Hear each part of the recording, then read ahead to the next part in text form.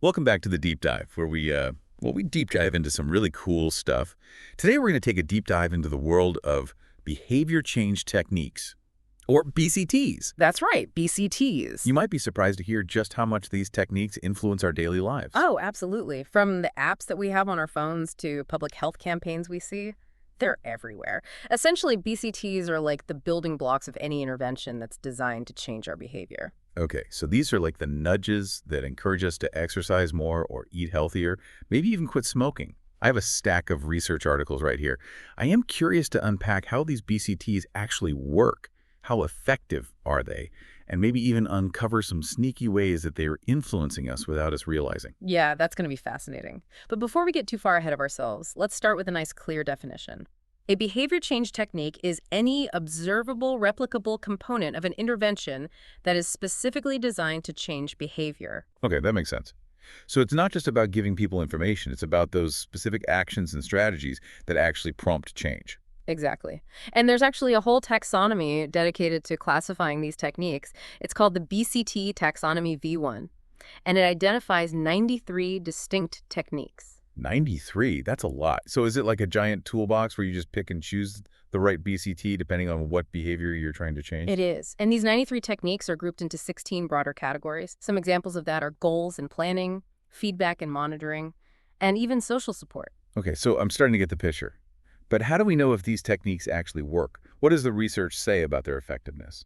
Well, there's a growing body of evidence that demonstrates the impact of BCTs. For example, there was one study that analyzed physical activity apps in China, and they found a direct link between the number of BCTs used in the app and its overall rating.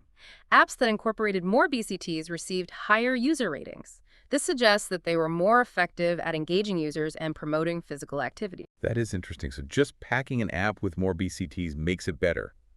I guess that makes sense. The more tools and strategies you have at your disposal, the better equipped you are to tackle those behavior change challenges. But is it just about quantity, or does the type of BCT matter as well? The type definitely matters. For example, one study focused on weight management apps and found that self-monitoring was the most frequently employed BCT. And for good reason, it's a very powerful technique. Self-monitoring, like tracking your calories or using a fitness tracker to monitor your steps. Precisely. But while self-monitoring can be very effective, it's not a magic bullet. The study highlights that the effectiveness of self-monitoring really hinges on how it's implemented. If someone is just mindlessly logging their food intake without reflecting on their choices or identifying patterns, it's unlikely to lead to lasting change. So it's not just about passively tracking data, it's about using that data to gain insights into your behavior and make conscious adjustments. It seems like there's a real art to using these techniques effectively. Absolutely. Let's look at another case study. This one focusing on interventions that were designed to help adults over 40 with a BMI over 30 to increase their physical activity levels. The researchers found that simply providing information about the benefits of exercise wasn't enough to motivate lasting change. For that, they needed more active BCTs. More active BCTs, like what? Give me some examples. Well, things like goal setting, self-monitoring, and importantly, feedback on their progress were all crucial elements. Think about it. If you set a goal to walk 10,000 steps a day, and then you get feedback on how you are doing, you're much more likely to stay motivated and adjust your behavior accordingly. Almost like having a coach in your pocket cheering you on and giving you course corrections along the way. Yeah. But what kind of feedback is most effective? Is it like a generic good job, or is it something more personalized? Yeah, that's a great question. And the research actually suggests that personalized feedback, focusing on the effort and progress made rather than just the end result, that's much more impactful. It's about recognizing and reinforcing positive behavior changes, which can help people stay motivated even when they face setbacks. So instead of just celebrating the fact that you lost 2 pounds this week, you'd also focus on how consistently you've been tracking your food intake or sticking to your workout routine.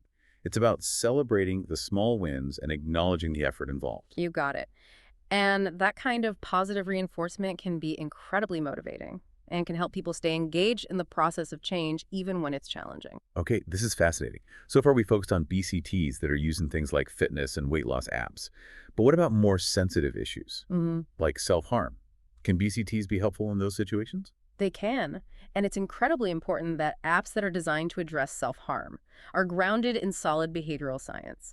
A study that analyzed self-harm apps specifically designed for young people found that the most common BCT used was distraction. Distraction.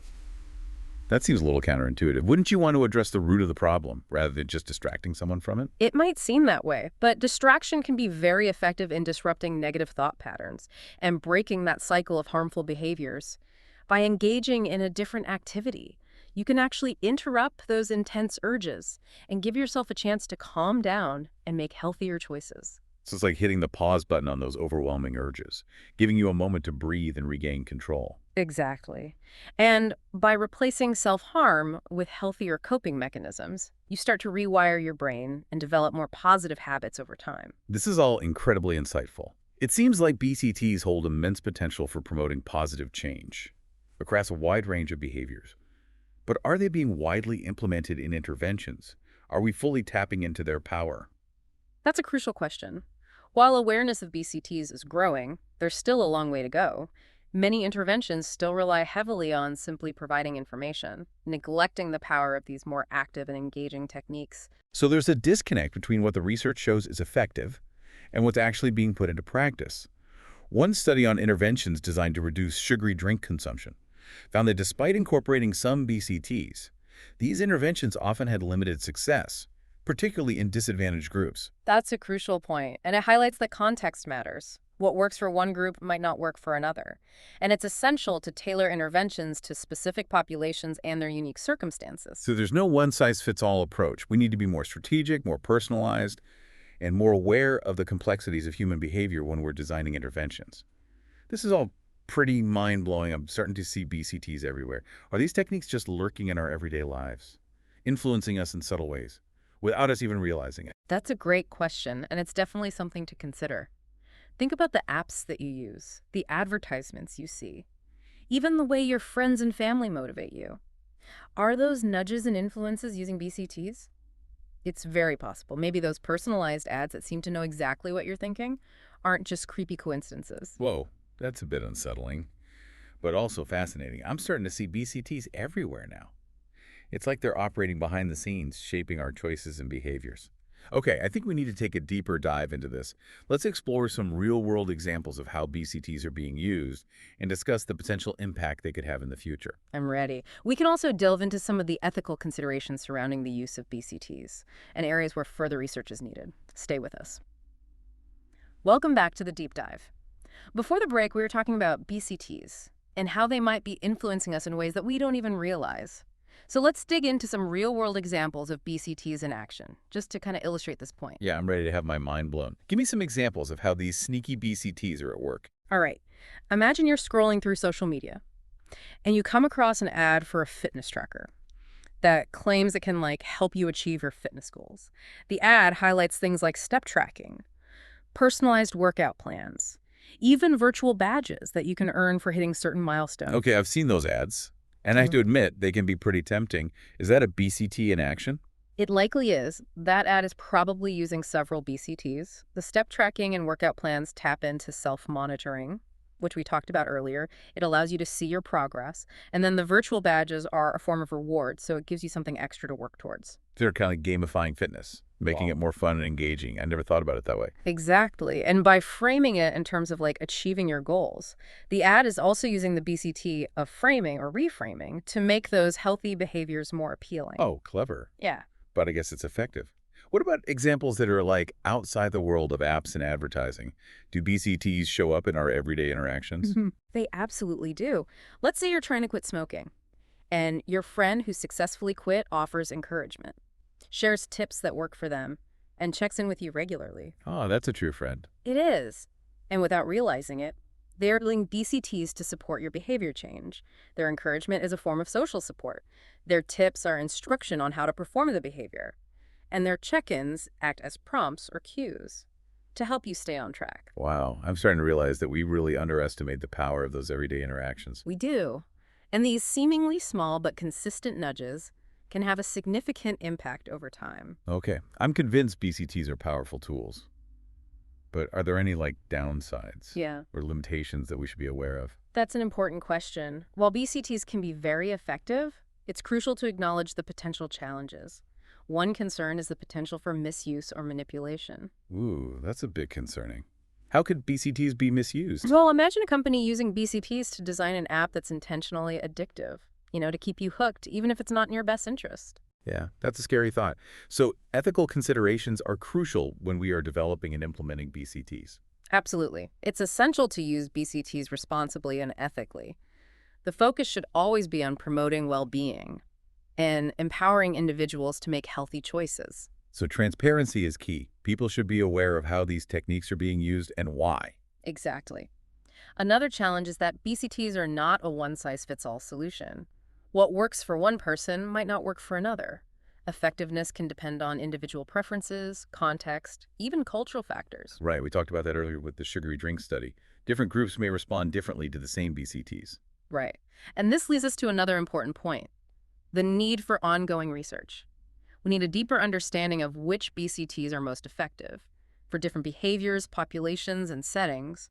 We also need to explore potential long-term effects and unintended consequences. So there's still so much to learn about how to harness the full potential of BCTs responsibly and effectively. There is.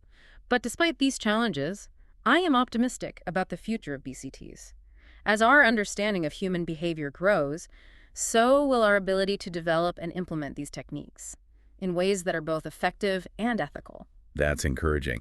So how can our listeners use this knowledge about BCTs to make positive changes in their own lives? It feels like we just uncovered this hidden world of influence. That's a great question. I think the first step is becoming more aware.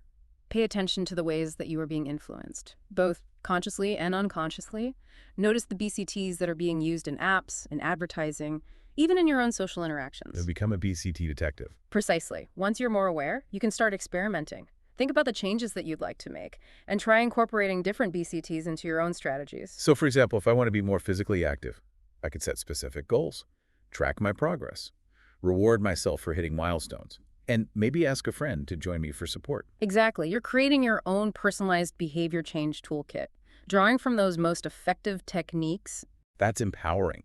It feels like we're shifting from feeling like we're at the mercy of these influences to actually taking control and using them to our advantage. I think that's a key takeaway from our deep dive today. BCTs are powerful tools, and by understanding how they work, we can become more conscious and intentional about the choices that we make and the lives that we create. Welcome back to the deep dive. We've been exploring the world of behavior change techniques, from just understanding what they are, how they work, to uncovering how they are used in everything from fitness apps to everyday interactions. Yeah, it's been quite a journey, uncovering how these techniques can be used to nudge us towards positive changes, or even potentially manipulate us in ways that we don't even realize. So as we wrap up this deep dive, what's the big takeaway here? Why should our listeners even care about these BCTs? I think the biggest takeaway is the power of awareness. By understanding how these BCTs work, we can become more conscious consumers of information, more discerning users of technology, and even more supportive friends and family members. It's like we are taking control of our own behavior change journey, rather than feeling like we are being passively influenced. Exactly. Knowledge is power. And in this case, it is the power to make informed choices that align with our values and goals. I love that. So where can our listeners go to learn more about this fascinating field? Any resources that you recommend? Absolutely. If you are ready to really geek out on BCTs, the BCT taxonomy website is a great place to start. It's like the encyclopedia of behavior change techniques. Wow, that sounds pretty comprehensive. Yep. What about for listeners who maybe prefer a more casual approach? There are tons of great books on behavioral science that explore these concepts in a more accessible way. One of my favorites is Nudge by Richard Thaler and Cass Sunstein.